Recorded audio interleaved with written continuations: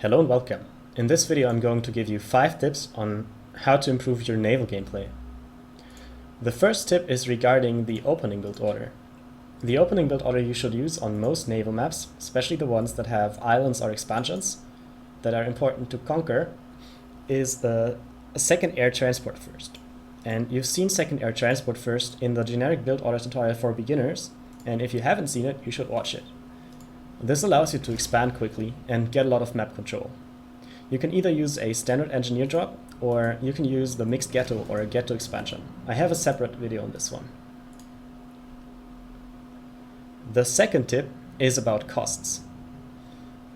If you're a land player and you want to find out how expensive Navy is, it is good to compare it with land units. T1 Navy is about as expensive as T2 land. And T2 Navy is about as expensive as T3 land. And T3 Navy is about as expensive as experimentals. This is just a rough estimation, but it gives you an idea on the timing and on how expensive stuff is. So the setup you would use for T2 land is the same as for T1 Navy, and likewise for the other stages. Tip number 3 is about build power. Navy requires a lot of build power. And usually in the T1 stage, you want to have very dedicated naval factory spam with multiple engineers. And each factory would build naval units. So usually frigates. And there's going to be a tutorial on naval unit compositions later. In some situations it also makes sense to build submarines instead of frigates. The exact implications of your unit composition are going to follow in another video. But just make sure you don't just build one naval factory or two. I'd rather have like 5, 6, 7 naval factories for T1 naval-centric gameplay. And T2 Navy is going to require even more build power.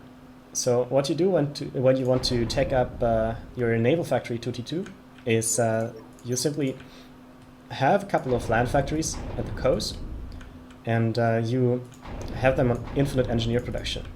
And these engineers are going to travel to the naval factory and support it whilst going to T2, right?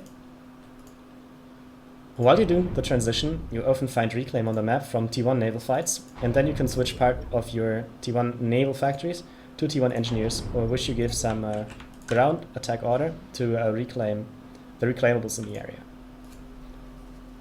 And if you want to have large-scale T2 naval production, you are going to need several support T-land factories on the coast, which are spamming T2 engineers non-stop. T2 engineers are good because they aren't as vulnerable as T1 engineers to T1 bombers.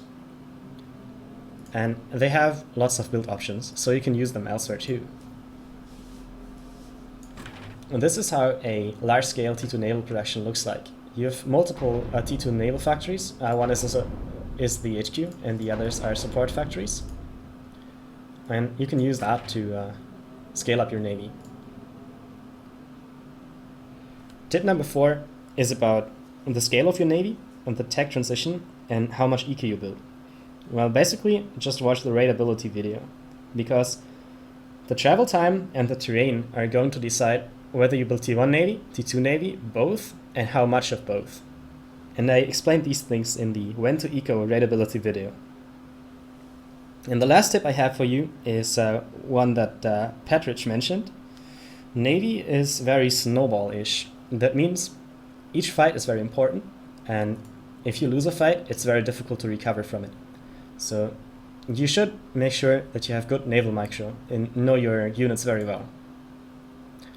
I hope these tips help for the super curious people among you, and I'm going to upload a naval unit comparison chart and a naval unit composition tutorial at a later point.